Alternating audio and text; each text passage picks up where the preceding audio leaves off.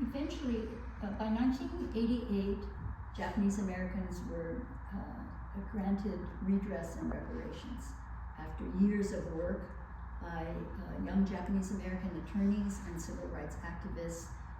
It was determined that the government had suppressed evidence, information, that said there was actually no threat to national security. They had burned the evidence, this report by the Office of Naval Intelligence and the FBI, that said that research had been conducted, there was surveillance before the war even broke out, that showed that Japanese Americans on the West Coast, in fact, were loyal and would be supportive of efforts of the U.S. Government. So in 1988, those of us who survived the prison camp experience were given a check for $20,000, a symbolic expression of reparations, and more importantly, a letter of apology from President Reagan. So, and the checks were written to the elders first, and then gradually to the younger people. And when my mother called me, I was in Sacramento teaching up there, and she was in San Francisco. She called me and she said, "Oh, I got the letter from the president," and I got the $20,000 check, and I said, "Okay, I'm going to come right down because I want you to show me the money." And so I went to her apartment, and I said, "Okay, where's the check?" And she says, "Over there," and there's a little table there, and it was covered with paper, and lost in this pile of papers. And I walked over there to look for it, and on the wall next to the desk, she had already framed and hung the letter of apology from the president. And I asked her, what does this letter mean for you?" And she said, "I feel like I finally got my face back." Because the long-term consequence of the trauma has to do with a deep level of shame, even though they never committed a crime, but a sense somehow that because they were cast out, that they felt less than. As part of the commemoration of the redress movement, the Smithsonian in Washington, D.C. had an exhibit. And it's something about the Constitution. I can't remember the exact title. I think it was something like "We the People," but I'm not sure about that. And so I took my junior high school age son because I wanted to see that exhibit.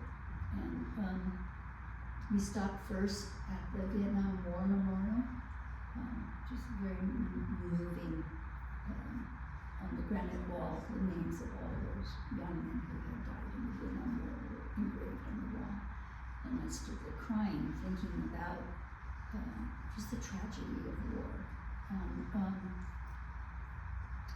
Then we went on to the Smithsonian, and it was a remarkable exhibit, but the lights were low, and besides photographs, they also had a holographic model of an older man talking to a young boy about his experience in the prison camp. But when I turned the corner, I came up to this photograph, large photograph, and I recognized my father. So this is my dad standing in front of the bars of the jail. And even though this photograph is fuzzy, I knew it was him. And I started crying again. And my junior high school age son says, "Are we going to have any fun on this trip?" And I laughed and cried more, realizing how innocent he was, because he didn't know the story, because my parents had never in person talked to me about what they had gone through. But this was a seminal moment for me. I felt like I need to know more. I need to uncover. because he never talked about being inside of a jail. So this is the jail inside of the maximum security Tule Lake Segregation Center. So there was a jail inside of the jail. And it was where dissidents, recalcitrants, so-called troublemakers were placed before they were removed to the Department of Justice prison camps. My father, when I uncovered his haiku poetry, wrote almost 100 poems while he was inside of this jail. And you could see, this jail was built for 25 prisoners, but at the time my father was held there were 125 men crammed in there. And you could see there are 2 layers of bunks, and then the man in the back with the pipe is actually sitting on the toilet. This jail has been repaired and reconstructed at the Tule Lake site now. We're going to have a pilgrimage there on July 4th weekend. So I started doing the research, and in my father's FBI file, I found his mugshot. And examining this mugshot, I realized that he had cuts and bruises on his face, on his forehead, and his cheek, and his neck, and his chin. And but you could see it's the same white sweatshirt that had the kind of the torn collar off of it. So it was somewhere, this happened somewhere around the same time he was inside the jail. So before my father was taken to Bismarck, North Dakota, there was a growing number of protesters. These are all men who answered no to the loyalty questionnaire.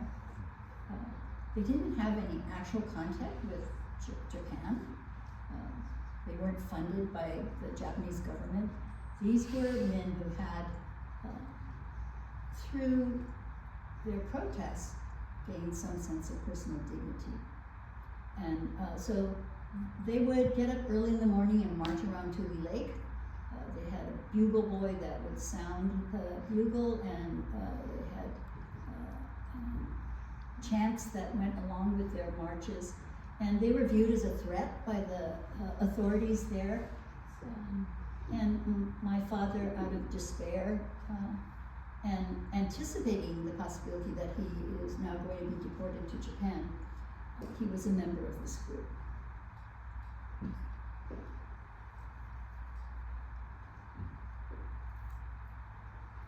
There was a man, his name was Robert Ross, who was an administrator. He was assigned to photograph and document the removal of these dissidents to the DOJ camps. There were 2 of them, one in Santa Fe, New Mexico, and the other one was Bismarck, North Dakota.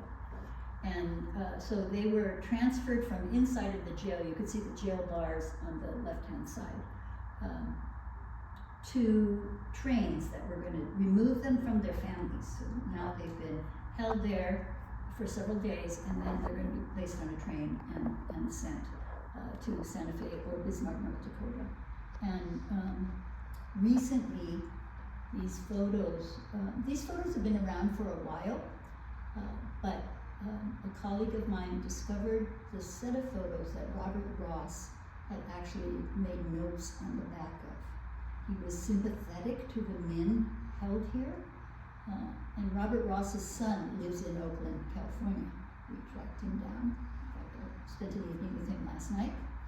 His father managed to take these photos and surreptitiously pass them on to Wayne Collins, who was an attorney for the ACLU that had heard about what was happening at Tule Lake and came there to investigate. And as a result of Wayne Collins' effort, this jail had to be closed down.